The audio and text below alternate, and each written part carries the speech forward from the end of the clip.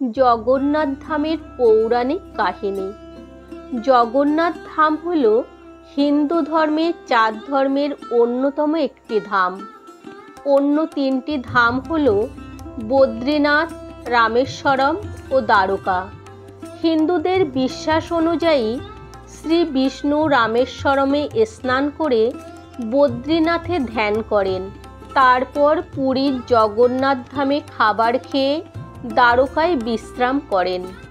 পুরীর জগন্নাথ ধামই ভারতের একমাত্র মন্দির যেখানে মূর্তিগুলো কিছু বছর পর বদলে ফেলে নতুন মূর্তি তৈরি করা হয়। আসুন এই সুযোগে জগন্নাথ ধামের পৌরাণিক কাহিনী জেনে নেওয়া যাক। মহাভারতের যুদ্ধের শেষে দ্বারকায় শ্রীকৃষ্ণের চরণকে পাখি ভেবে ভুল করে এক শবর বাণ মেরেছিল, যার ফলে তার মৃত্যু হয়।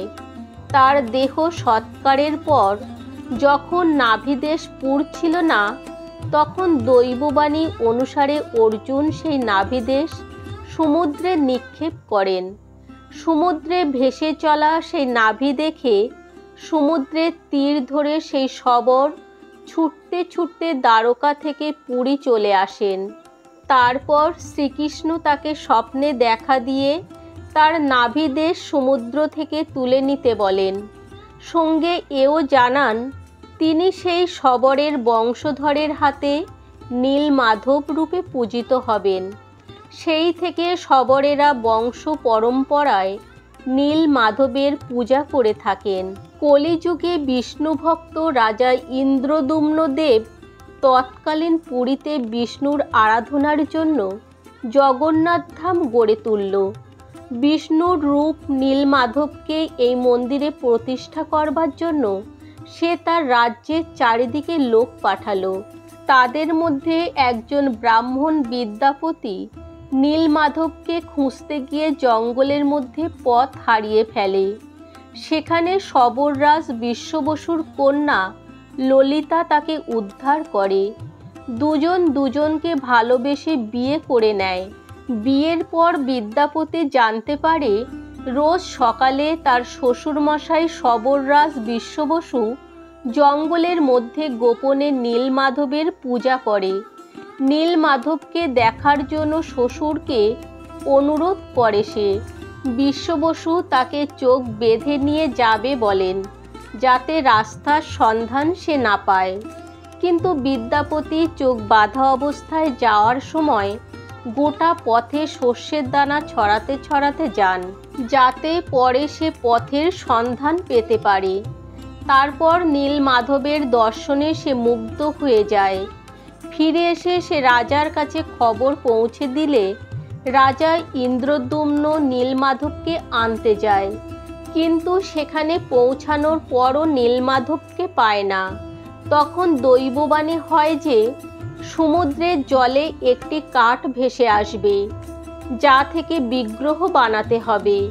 সেই অনুযায়ী কাঠ ভেসে এলেও সেই কাঠ কেউ তুলতে পারে না।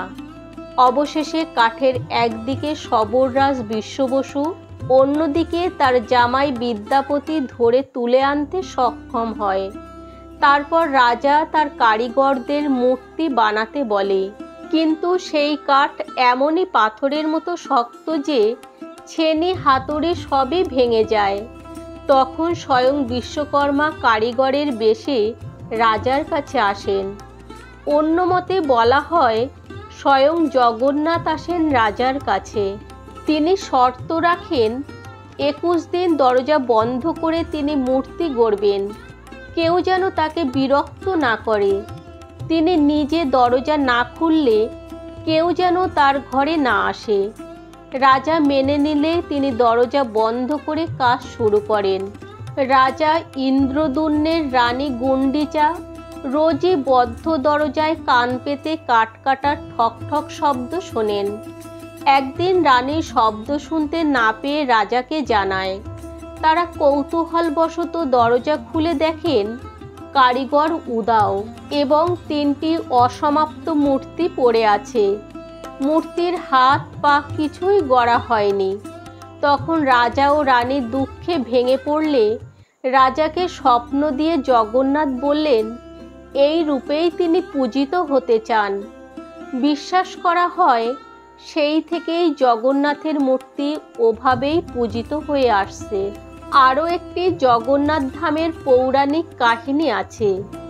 বৃন্দাবনে একদিন গোপীরা সুভদ্রাকে দরজায় পাহারা দিতে বলে কৃষ্ণকে নিয়ে আলোচনা করছিলেন।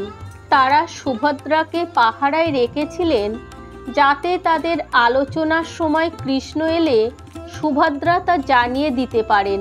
কিন্তু তাদের আলোচনায় সুভদ্রা নিজেই এত মুগ্ধ রোমাঞ্চিত হয়ে যান যে দাদা কৃষ্ণ বলরামকে আসতে দেখেননি। এদিকে কৃষ্ণ বলরাম ও গোপীদের কাহিনী শুনে রোমাঞ্চিত হয়ে ওঠেন। 3 ভাই বোনেরই চুল খাঁড়া হয়ে ওঠে, হাত গুটিয়ে আসে এবং চোখ বড় হয়ে যায়। তাই বৈষ্ণবেরা এই রূপেই তাদের পুজো করে থাকেন। আপনাদের কেমন লাগলো ভিডিওটি? যদি ভালো লাগে তাহলে অবশ্যই লাইক, কমেন্ট ও শেয়ার করবেন এবং এরকম ভিডিও আরও দেখার জন্য অবশ্যই চ্যানেলটিকে সাবস্ক্রাইব করতে ভুলবেন না। তাহলে দেখা হচ্ছে আবার পরবর্তী ভিডিওতে।